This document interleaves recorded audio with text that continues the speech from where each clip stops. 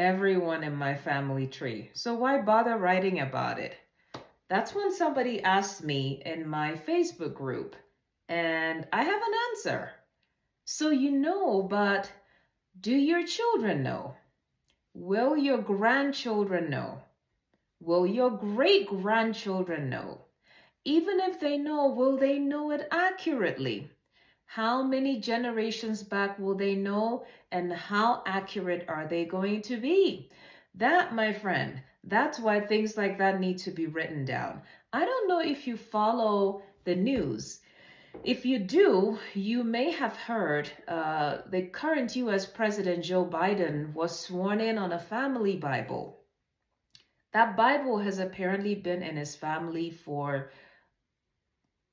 dozens of years, at least. I don't know if it's been there for over 100 years.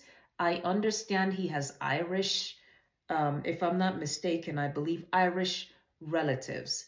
And this Bible is apparently very old. Now, who knew that it was their family Bible? Somebody kept it and somebody described what it was, and the story went on and was passed on, right? Okay, did you follow when a certain US author, Alex Haley, went back to the Gambia, an African-American author, went back to the Gambia to trace his maternal family tree and met a certain gentleman called a griot. Now, we can argue from today till tomorrow about the accuracies in Alex Haley's family history write-up, or Roots, the book he subsequently wrote based on his maternal lineage. But the truth of the matter is that there are griots in real life in certain parts of West Africa. These are people who basically keep oral history. They know who had who gave birth to who was whose father, and they can trace that back for generations. Now, you may also know that there's a lot of interest in ancestry. Here in the US, for example, everyone's tracing their ancestry. Am I 40% Nigerian? Recently, Meghan Markle, the Duchess of Sussex, came out and said she was about 40% Nigerian. It was all over the press. Yes, people are interested in where they descended from.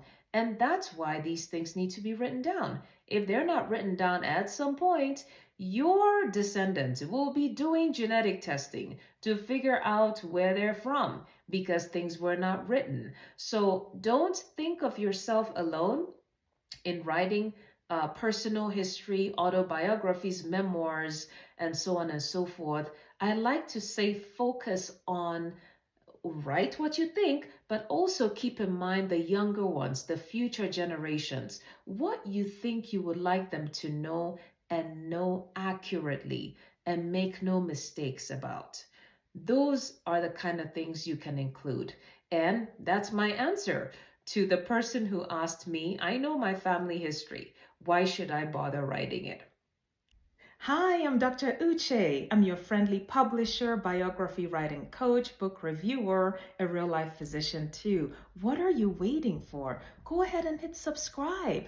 That way you know when I upload new videos. Share with your family and friends. Follow me on this fascinating journey as I talk all about stories on this channel, children's book read aloud sessions, fiction from across the diaspora, and tips to help you on your journey to writing your biography. You take care, and I'll see you in my next video.